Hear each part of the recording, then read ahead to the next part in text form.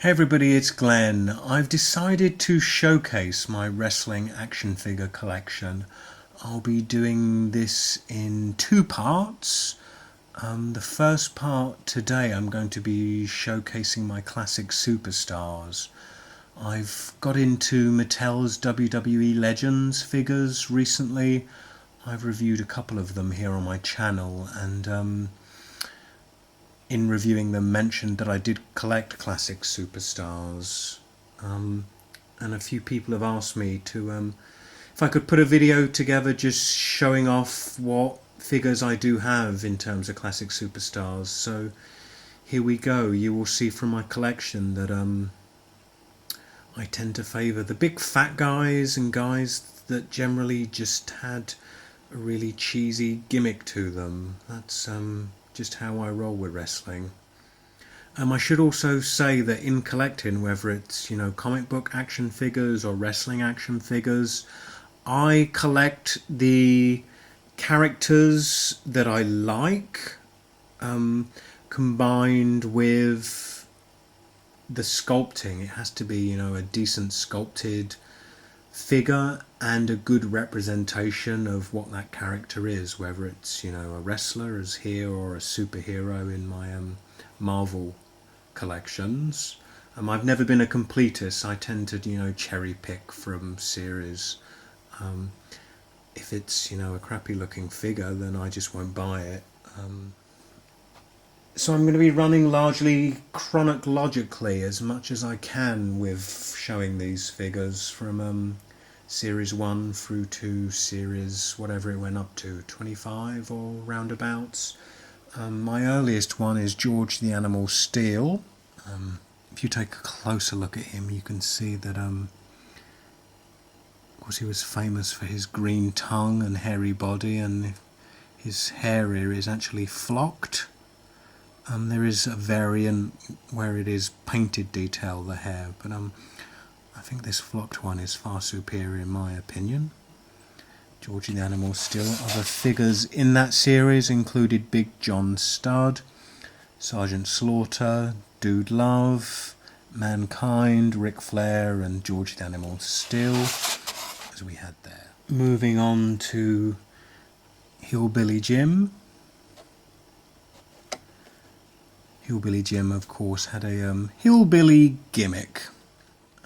Other figures in that line included Junkyard Dog, Tito Santana, Rowdy Roddy Piper, Hacksaw Jim Duggan, and Yokozuna, which I have right here. This is one of the rarer classic superstars. Probably one of the fattest, if not the fattest, wrestlers ever to grace a WWF/E ring. I believe he was Samoan, but wrestled with a kind of sumo orient gimmick. A lot of bang for your buck there. He's a heavy figure. And then another big man here, Earthquake. He's probably best known for squashing Hulk Hogan, literally. So that Hulk Hogan could feign an injury and go off and film a crap movie in Hollywood that nobody saw. And now one of the biggest men in wrestling ever, both in terms of stature and reputation, Andre the Giant. There wasn't Andre the Giant in the first series of Classic Superstars. It used a Andre the Giant head on a Big Show body, so the costume wasn't specific to Andre's costume, which is why I skipped out on that one. This is a specially sculpted body for the Andre figure with his signature unitard with the diagonal one strap. Andre is one of my favourite all-time wrestlers. When I was a kid and watched wrestling, the way the announcers talked about him, I bought into it entirely. I kind of believed, one look from Andre would kill you. Of course, now when I watch my old wrestling tapes, I come to realise that Andre was just a really tall, fat man who was basically disabled. A small breeze could have probably knocked him over. Something weird about this figure is he has an odd nipple. You can see it there. I would have probably preferred that without the nipple detail. I think that looks a bit odd, but I think by the time this figure came out, we were up to about series 5 or 6 of the figures.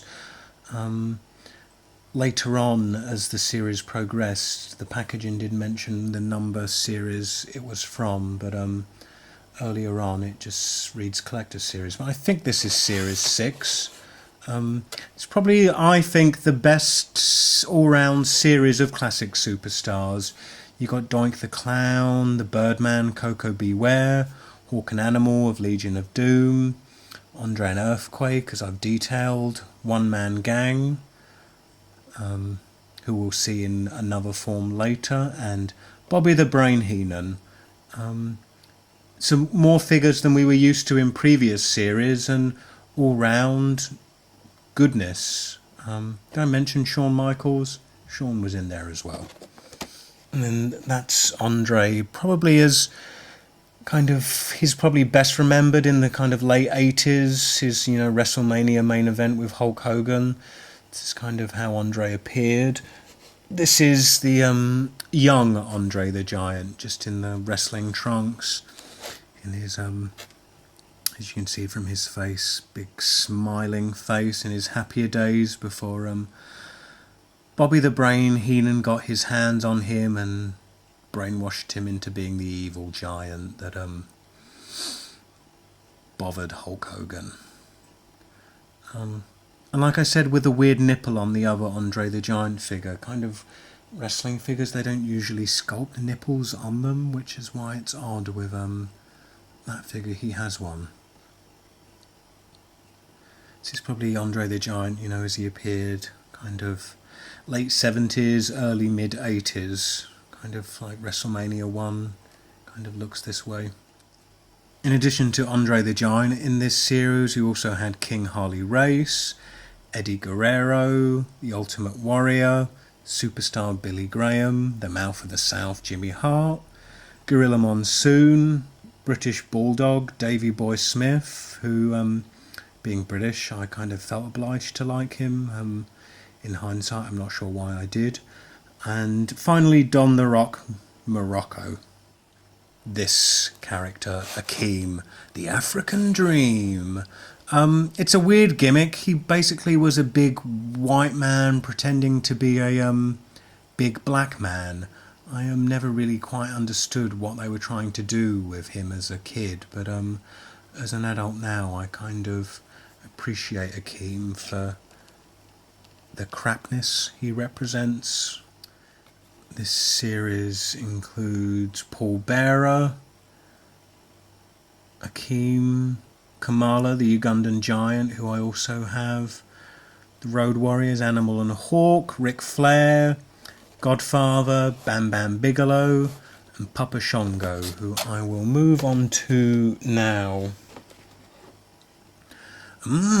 Papa Shango. Of course, Papa Shango here had a witch doctor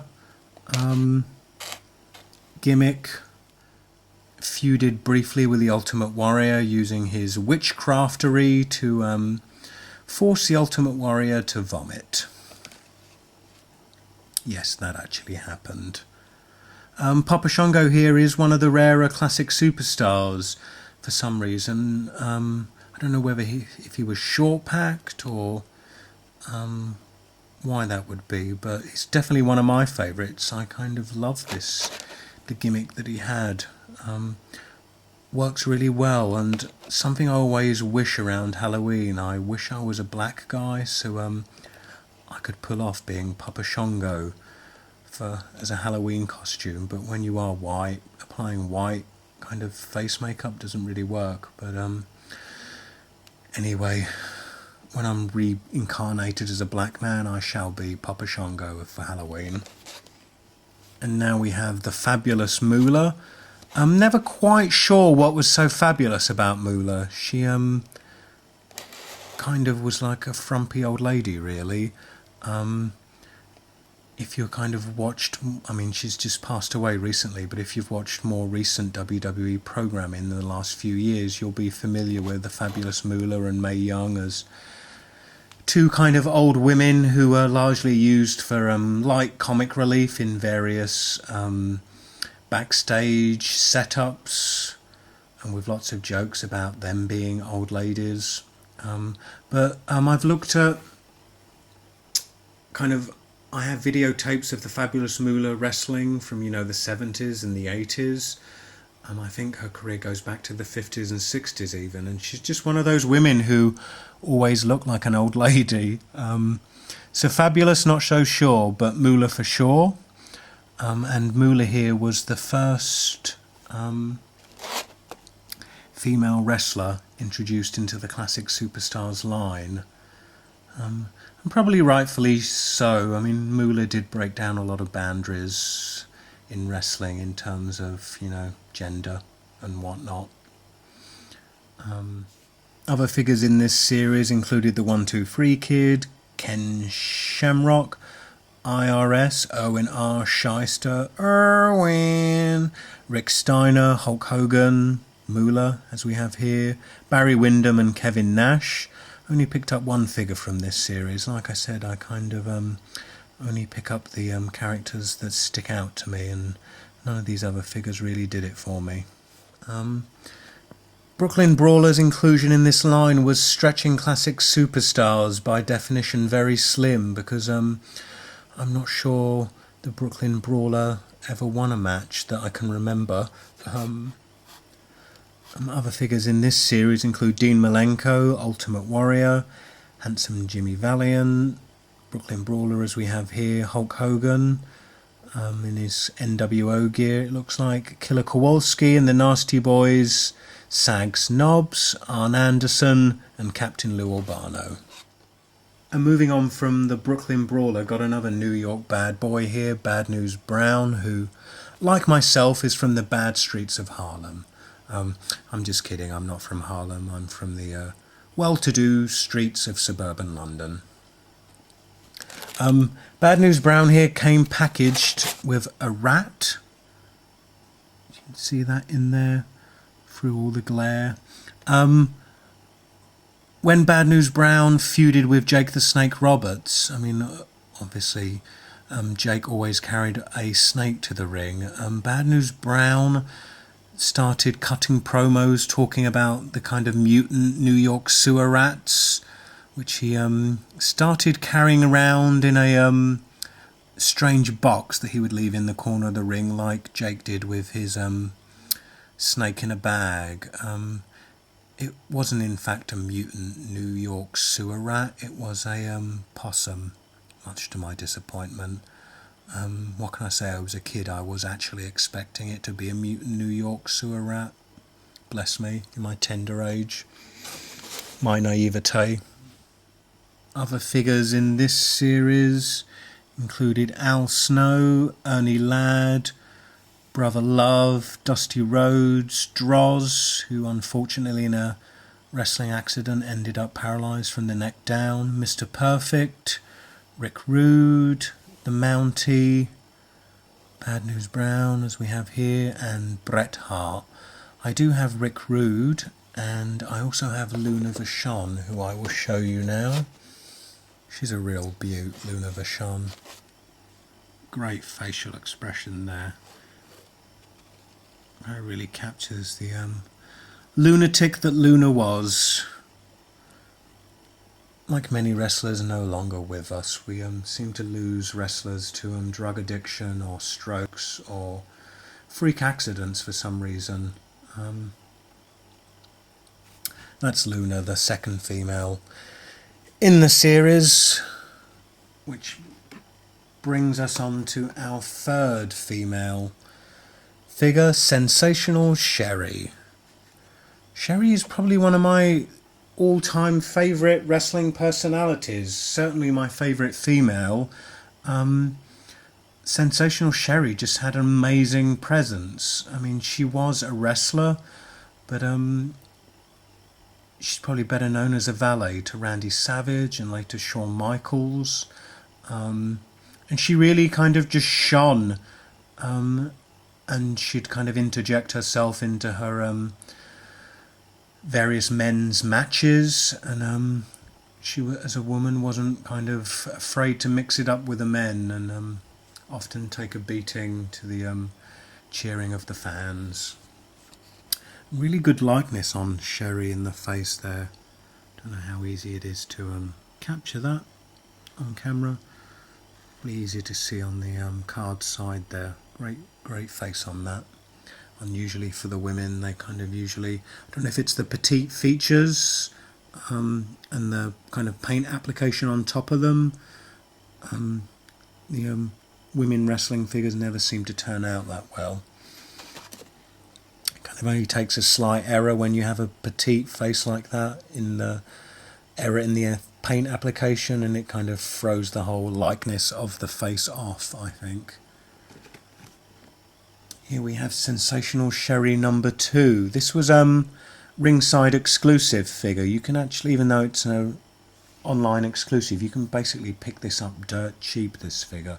It was planned to be released in the one of the later series of Classic Superstars. The figure itself got cancelled and then turned up as the ringside exclusive.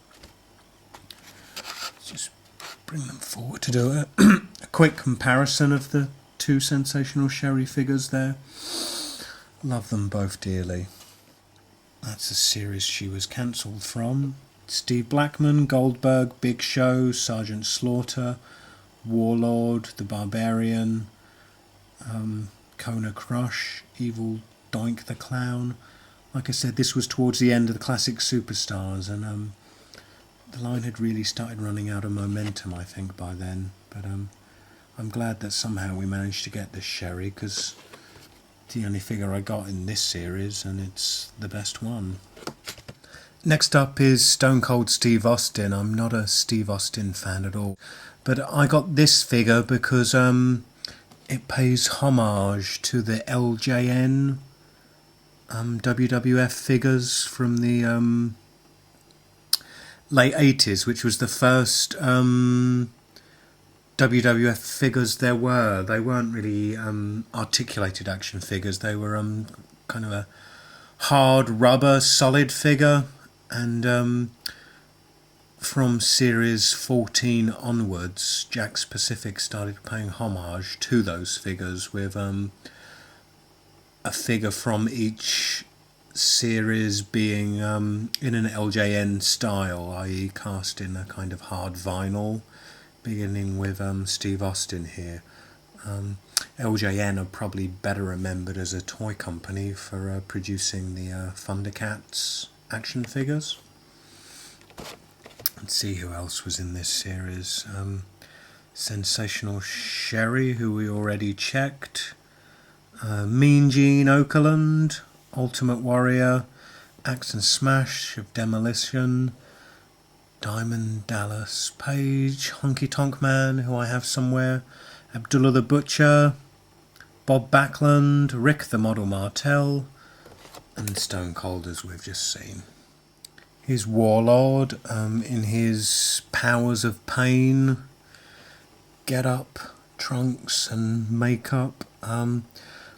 I wasn't really interested in this particular appearance of this wrestler. I only picked this figure up because it was cheap, and I had planned to use it as a base figure for a custom of the Warlord, but in his singles wrestler get up with those, I don't know if you remember, he kind of had like armour.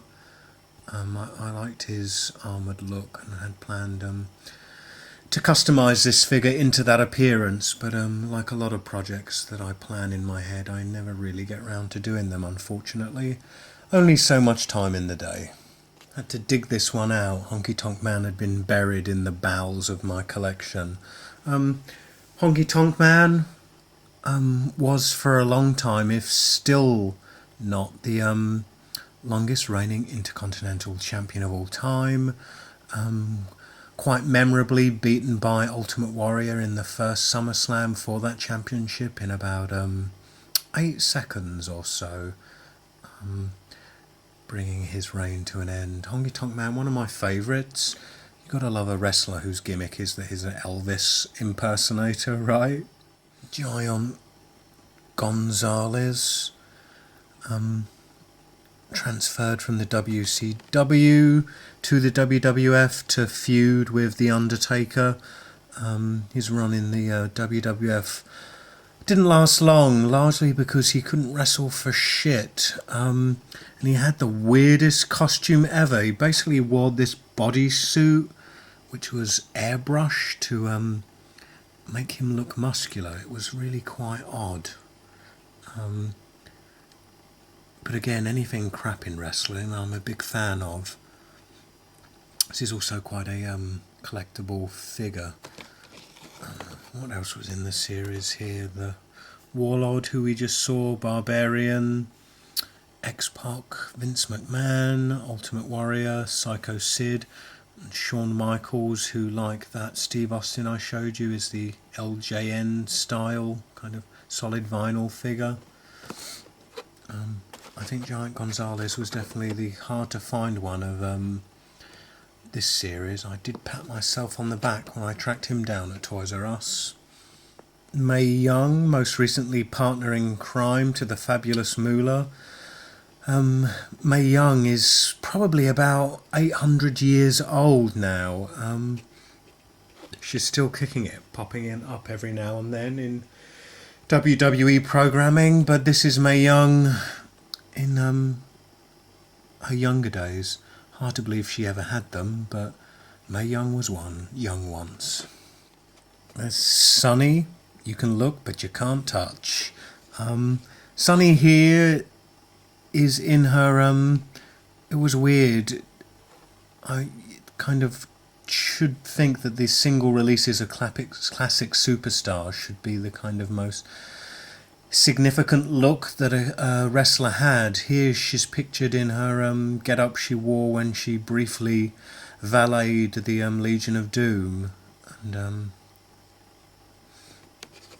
not in her more common get-up. It's one of my all-time faves for sure, if not as a wrestler, then certainly as an announcer. I think probably the best announcer wrestling has ever had, Jesse the Body Ventura, who to me was the voice of the WWF. Michael Cole can dream on. In this series we had Taz,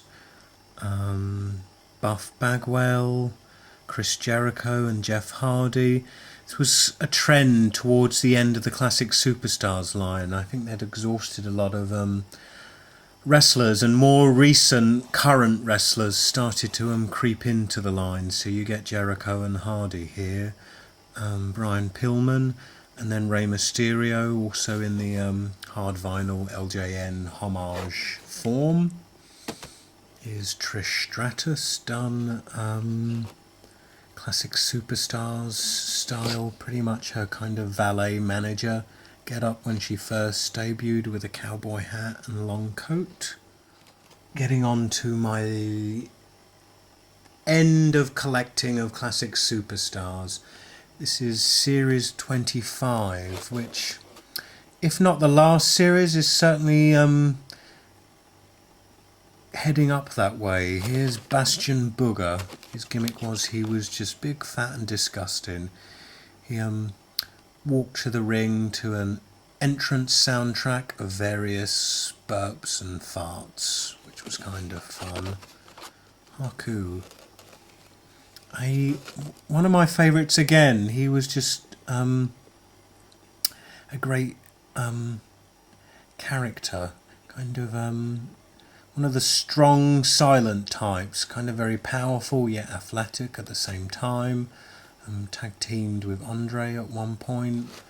And if you do listen to a lot of shoot interviews given by wrestlers, a lot of wrestlers do credit Haku with being probably perhaps the most legitimate tough wrestler there is. drawing to a close on my single carded figures are Ravishing Rick Rude and Kamala. I mentioned these two together because I've recently got the WWE Legends Kamala and Rick Rude figures by Mattel, who now own the WWE figure license. And I have to say I resisted that line for a long time because you know, I've invested so much in Classic Superstars, but I have to say the Mattel Legends are far superior to Classic Superstars. If not the line as a whole, then these two figures for sure are definitely inferior to the Mattel ones. And then finally, I have this 2-pack here. This 2-pack was an exclusive in a UK store called Argos. There were a whole heap of 2 and 3 packs in the Classic Superstars line. This is the only 2-pack that I have. And I just finish with it because this is probably the greatest feud ever in wrestling, Hulk Hogan and Andre the Giant. And this is by far the best Andre the Giant figure. Look, no weird nipple. Anyway, I'm going to stop yakking because I'm actually beginning to lose my voice. Thanks for staying with me through till the end of my journey through wrestling's Classic Superstars. Please comment, rate, subscribe, and don't forget to check out part 2, which should be hitting YouTube soon. Bye.